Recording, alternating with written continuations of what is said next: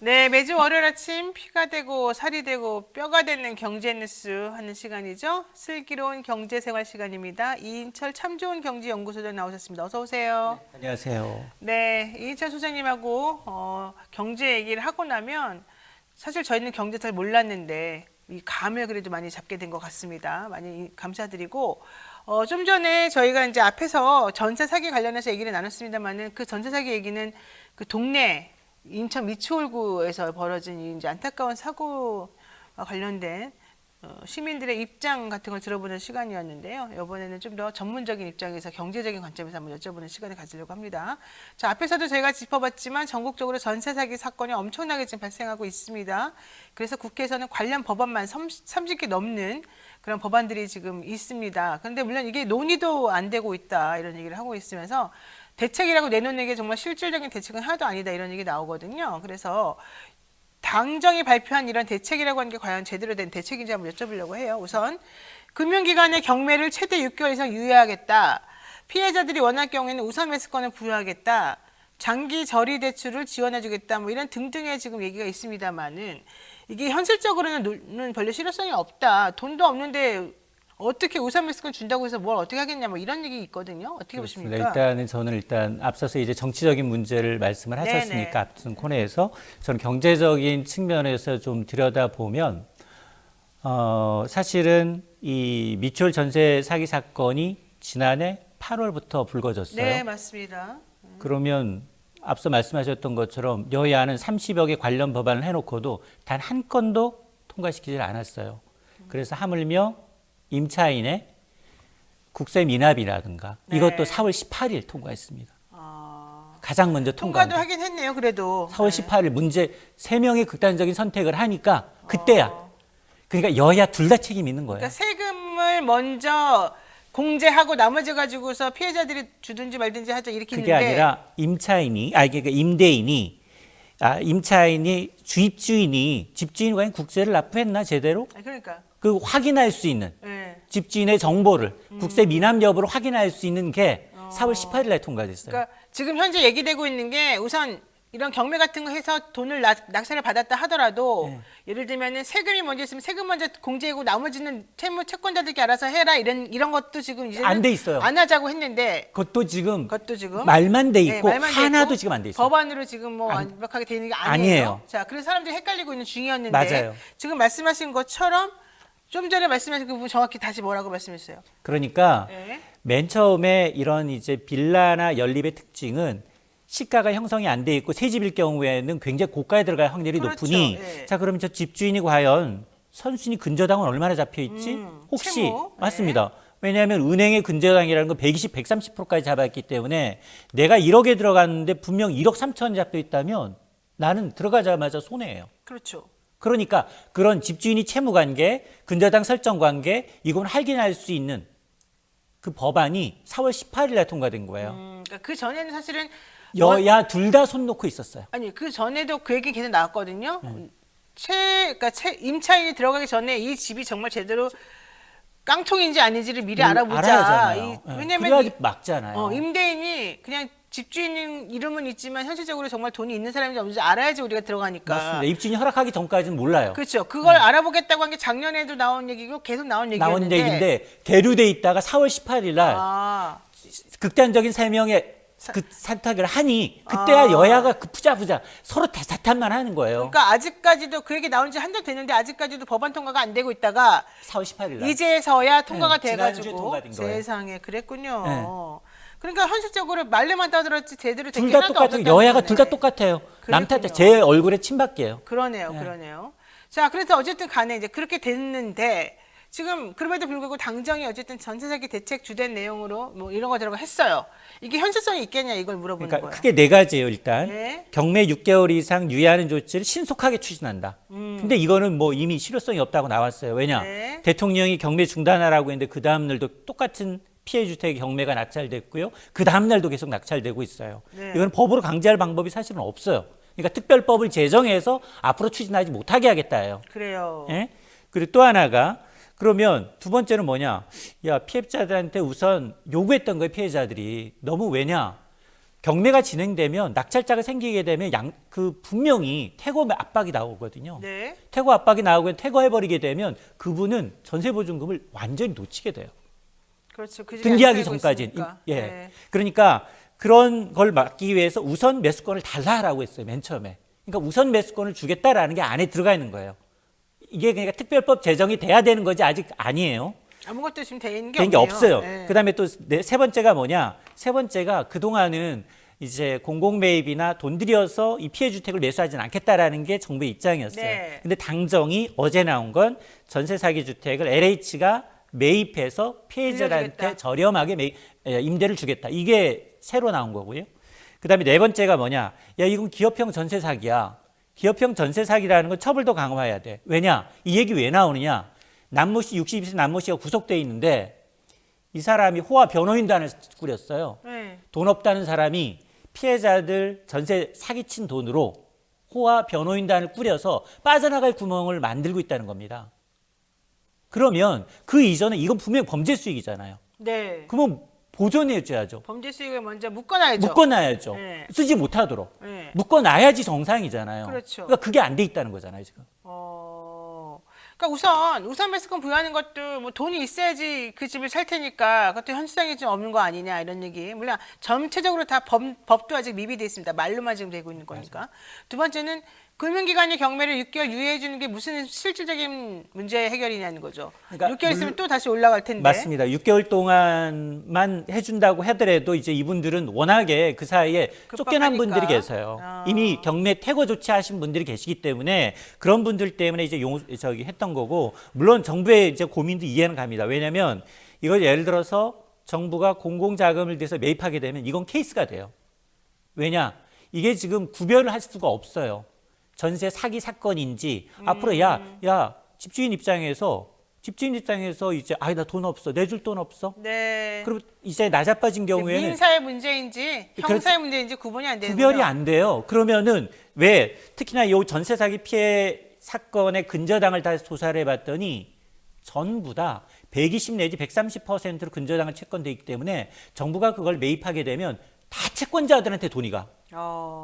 피해자한테 돌아가야 할 돈이 채권자들이 다 가져가다는 그러니까 건 은행이나 대법제가 다 갖고 간다는 그렇죠. 거예요. 그러니까 그러면 남 좋은 일 시킨다는 거잖아요. 그러니까 고민이 분명히 있긴 있어요. 그럼에도 불구하고 지금 가장 급한 거는 이분들이 빨리 안정적으로 그 집에서 계속 거주하고 만일 이제 거주하게 돼서 퇴거하지 않도록 길거리에 내쫓지 않도록 하는 것이 중요하다 보니 그래서 야당과 피해자들이 원했던 게 빨리 이제 선 보상 조치하고 후 구상권 청구해달라라는 거였거든요. 저는 이런 것도 해야 될 것 같아요.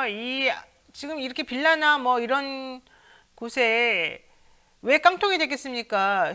실질적으로 1,000만 원짜리인데 2천만 원짜리라고 계산해가지고 자기네들이 오버해가지고 감정평가한 다음에 대출을 더 많이 해주고 그 대출금은 임대인이 쓰게 하고 또 임차인들로부터 받은 돈은 또 따로 쓰게 하고 뭐 이렇게 했기 때문에 문제인 거잖아요. 그것도 마찬가지고 그리고 이거 피해 나오면서 올해 2월에 뭘 했냐면 우선 변제권 금액을 조금씩 올려줬어요. 네. 기준을. 그게 지자체마다 조금 다르잖아요. 8천인데가 있고 1억 2천인데가 있는데 근데 문제는 뭐냐? 전세값이 계속 오르다 보니까 이분들이 증액하잖아요. 그렇죠. 증액하게 되면 안 돼요. 증액한 부분에 대해서는 보상도 못 받을 뿐더러 그러니까 전액 안 되다 보니 이분들이 왜냐 9천만 원 1억에 대한 그 돈이 전세보증금이 내가 자의적으로 만든 돈은 별로 안 돼요.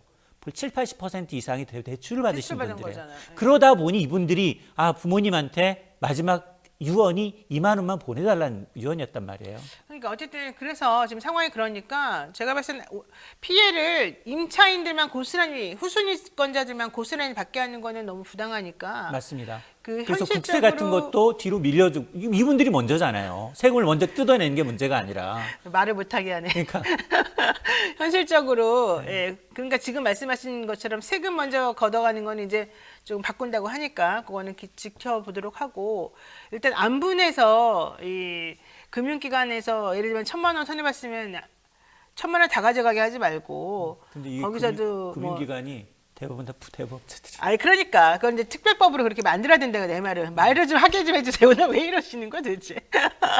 그러니까 n분의 1로 안분을 해서 지금 말씀하신 것처럼 원래 그렇게 하면 지금 시스템을 그렇게 할 수 없지만 특별법을 만들어가지고 특히 예를 들면 금융기관에서 이거 200만 원짜리인데 100만 원 저기 300만 원으로 계산해가지고 대출 많이 해주고 그럼 자기네들도 잘못을 한 거잖아요. 그러니까 이제 그런 것들을 책임지라는 의미에서 좀 이렇게 손해의 분담 비율을 조금 정리해서 이 돈도 가져가게 하고 이러는 게 어떨까 생각을 제가 해봤습니다. 간단하게. 자, 좋습니다. 지금 우리 서로 간에 지금 이 안타까운 상황에 대해서 어떻게 해결했으면 좋겠는지 얘기하다 보니까 좀 이름 얘기가 복잡해졌는데요. 자, 이런 얘기도 있습니다. 당정에서는 야당이 주장했던 임차인 보증금 우선 반환이나 공공매입은 불가능하다 이런 얘기를 했습니다. 그러면서 LH가 피해주택을 사들여서 임대해주는 방안을 검토하겠다고 말했는데 자, 공공매입해서 하는 거나 LH가 피해주택 사들여서 하는 거나 비슷해 보이는데 뭐가 차이가 있나 보죠? 딱 차이는 네. 전세보증금을 반환해 반환해주냐, 주느냐 아니느냐 마느냐 문제인 이게 거죠. 차이인 거죠. 네. 왜냐하면 이게 LH가 운영하고 있는 이제 매입 임대주택이라는 건 일단 기존에 다져진 주택을 매입을 해서 청년이나 신혼부부 정말 주거 취약계층한테 시세의 30에서 한 50% 수준 절반 가격으로 2년 단위로 최장 20년까지 살 수 있게 해주는 거예요. 네. 근데 거기에도 물론 소득 여건도 있고 임대보증금이 약간은 들어가잖아요. 자, 그러다 보니 만에 하나 이제 정말로 이제 야당이 원했던 그 공공이 아예 매입해버리라라고 한다면 전세보증금 떼지 않을 수 있어요. 채권을 아예 매입을 하는 거니까. 근데 이제 이 정부의 입장은 아니다. 경매를 통해서 매입하는 거예요. 경매를 통해서 매입한다는 얘기는 채권은 소멸돼요. 그렇죠. 네. 경매를 하게 되면 채권 소멸되는 거죠. 그러니까 현실적으로 그냥 피해자한테 이 LH가 집을 사서 빌려주는 거는 그냥 빌려서 사는 동안에만 혜택을 주는 거고 보증금 돌려주는 건 아니잖아요. 아니에요. 그러다 보니. 그러면 현실적으로 이들은 그냥 일단 잠깐 동안 집을 여기서 사는 거는 괜찮은데 아이고 사실 그것도 보증금 빌리려고 이자 내고 그런 거는 자기가 혼자 알아서 다 책임져야 되는 거네요. 그렇죠. 그래서 이제 그게 문제인 거예요. 가장 큰 사회적 합의가 좀 있어야 돼요. 그리고 지금 또 어떤 일이 발생하느냐. 이 전세 사기 사건이 지난해 8월부터 알려지니까 이제 전세, 연립, 빌라, 대세대, 안 오피스텔 되죠. 안 돼요. 안 돼요. 그런데 문제는 뭐냐? 기존에 성실하게 2년마다 아니 나는 다 세입자 받아서 돌려줬던 임대인들이 있어요. 그렇죠. 이분들도 힘들어진 거예요, 지금. 그러네요. 이제 왜냐하면 세가 안 들어오니까. 맞습니다. 왜냐하면 지금 전세 가격이 다 떨어졌어요. 지난해 4분기 대비 1분기 한 전국적으로 60% 넘게 다 떨어졌으니까 떨어졌다는 얘기는 전세 보증금을 만료된 때는 내줘야 되거든요, 집주인이. 그렇죠. 근데 그분들이 만일 안 내주게 되면 똑같은 상황이 발생하는 거예요. 그러니까 동탄이 비슷한 케이스예요. 동탄은 재테크인 것 같아요. 부부가 임대 사업자로 등록을 해가지고. 네네. 근데 일부 주택의 경우에는 거기 근저당도 설정이 안 됐다는 얘기는 뭐냐?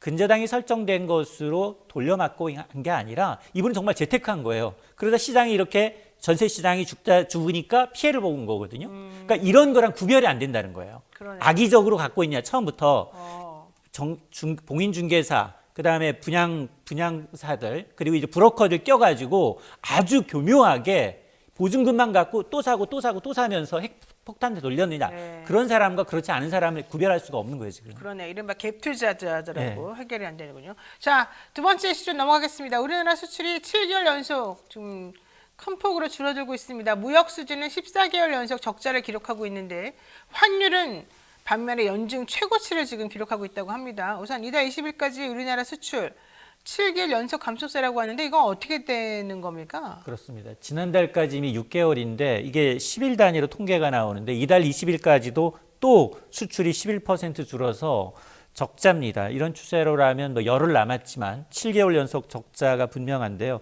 두 개가 문제예요. 반도체 9개월 연속 수출 마이너스고요. 그리고 우리 버튼목 중국 수출이 여전히 좋지 않습니다. 중국 리오프닝에서 자기의 경제 성장률은 나쁘지 않아요. 네. 그럼에도 불구하고 우리가 수혜를 못 받고 있거든요. 그러니까요. 자, 이런 두 가지 문제가 해야 되다 보니까 올해 누적 무역 수지 적자가 지금 20일까지 266억 달러. 사상 최악이었던 지난해 거의 60% 수준에 육박하고 있거든요. 네. 근데 이런 정도라면 올해도 마찬가지로 지금 뭐 지난해 못지않은 적자가 지금 예상이 되는 대목입니다. 그러니까요. 중국은 좋아지고 있는데 그 혜택은 우리나라에게 돌아오지 않는다. 왜냐? 정부하고 안 맞아서 지금 이렇다는 얘기예요. 자, 우리나라 수출, 전 세계 수출에서 차지하는 비중도 지금 글로벌 금융위기 이후에 가장 낮은 수준이다. 이거는 정말 우리나라가 뭔가 잘못하고 있다는 뜻 아니겠습니까? 맞습니다. 그동안 이제 우리나라 이미지라는 게 다이내믹하다. 그리고 좋은 물건 빨리 저렴하게 해서 잘 만드는 국가다. 이런 이미지였는데 지금 이런 역동적인 이미지가 좀 퇴색을 하고 있는데요. 지난해 우리나라 수출이 전 세계 수출에서 차지하는 비중이 2.7%까지 내려갔습니다. 네. 이게 3% 미만으로 내려갔는데요. 이 글로벌 금융위기 발생했던 2008년 이후 14년 만에 최저치로 떨어져 있는데 사실은 2014년 이후 이제 줄곧 3% 웃돌았다가 코로나의 직격탄을 맞아서 좀 주춤하더니 이게 고착화되고 있다는 겁니다. 네. 게다가 경상수지도 지금 2달 연속 적자다. 해결 방안이 없어 보인다. 이것도 문제인 것 같은데요. 맞습니다. 지금 경상수지는 무역수지만 따지는 게 아니라 이제 소득외라고 해서 뭐 얼마나 우리가 해외여행을 많이 갔는지 투자나 배당을 얼마나 많이 받았는지 플러스 마이너스를 따지는 거예요. 네. 근데 그동안은 우리는 무역으로 대부분 여행 많이 가도 무역으로 그리고 이제 배당이나 투자를 통해서 우리 가져왔거든요. 네. 근데 지금 2달 연속 수출 부진으로 47억 달러 가량이 대규모 적자를 내고 있습니다. 이거 역시 이제 글로벌 금융위기 처음이어서 이렇게 우리나라가 비키축 통화 국가거든요. 네. 근데 달러가 계속 빠져나가게 되면 외환시장에 영향을 줘요. 아. 그러다 보니까 지금 대외 신인도 떨어질 가능성, 외환시장 불안하죠. 네. 특히 정부 지금 그 한국은행의 경우에는 지금 국민연금과 달러 스와프를 체결했어요. 외환시장이 너무 불안하니까 350억 달러 이제 국민연금 해외 투자를 많이 하니 외환시장에서 직접 가져가지 마. 우리가 대신 내줄 테니까 그러면 매수자가 빠지게 되면 환율은 당연히 안정되거든요. 네. 그런 조치를 취했어요. 350억 달러 가량. 그럼에도 불구하고 지금 환율이 굉장히 불안합니다. 그러니까 지금 환율 얘기를 안 할 수가 없는데 우리나라 그 요즘 달러가 약세인데도 원화 가치가 지금 최저치로 떨어진 거잖아요. 맞습니다. 근데 미국이 기준금리를 추가로 인상한다 그러면은 원달러 환율은 더 오른다는 얘기 같은데 맞아요? 네, 맞습니다. 2월 중에 원화 가치가 지금 한 7% 넘게 빠졌어요. 평균 통화 가치 3% 하락했는데 2배 정도 더 빨리 빠지고 있거든요. 이건 아까 얘기했던 것처럼 우리나라의 경제 펀더멘털이 좀 위험하다라는 적신호인데 무역 수지가 적자로 나타나니까 지난 주말에 원달러 환율이 1,328원 찍었습니다. 네. 이게 최고예요. 근데 22원만 더 가면 1,350원이거든요. 아, 그러네요. 네, 그러다 보니까 지금 5월에 미국이 기준금리를 추가로 인상할 가능성 거의 90% 넘습니다. 네. 이렇게 되면 현재 한국과 미국 간 기준금리 격차가 1.75%포인트까지 벌어질 수 있거든요. 자, 이럴 무슨 경우에 뜻입니까? 1.75% 벌어지는 건? 지금까지 한 번도 경험하지 못했어요. 1.5%가 최고였습니다. 이게 23년 만에 최고의 격차였는데 격차야. 예. 이게 지금 한 번 더 가게 되면 한 번 더 벌어지게 되면 한 번 더 가보지 않은 길이에요. 그러니까 그럼 근데 어떻게 됐는데요? 그동안 이제 달러를 좀 많이 비축해 놨다고 해서 외환 보유가 넉넉하긴 맞습니다. 근데 과거에 비해서 다 넉넉한 건 맞지만 그럼에도 불구하고 지금 최근에 달러도 약세인데 원화 가치가 더 많이 떨어지고 있다라는 건 원달러 환율 다시 예전처럼 1,350원, 1,400원 이렇게 갈 수도 있다는 겁니다. 왜냐하면 아이고. 한국은행이 지금 추가적으로 긴축할 가능성이 상당히 적어요. 그러네요. 경기 침체 때문에. 아마 이번 주에 우리나라 GDP 발표되거든요. 내일. 네네. 내일 GDP 발표되는데 이게 1분기예요. 지난해 4분기에 우리가 마이너스 0.4% 마이너스 성장했기 때문에 만에 하나 1분기에 마이너스 성장은 우리는 본격적인 경기 침체 국면이에요. 근데 이번에 마이너스 될 가능성도 있는 거 아니었어요? 마이너스 가능성도 있고 시장 예측으로는 그래도 플러스는 좀 나오지 않겠느냐라고 이제 보고는 있는데 뚜껑을 열어봐야 됩니다. 정말 계속 첩첩산중이군요. 큰일 났습니다. 자, 어쨌든 오늘 여기까지 해야 될 것 같은데요. 네. 내일 발표되는 거 한번 보고 또 다음 주 얘기를 한번 해보겠습니다. 지금까지 참 좋은 경제연구소 이인철 소장이었습니다. 오늘 말씀 고맙습니다.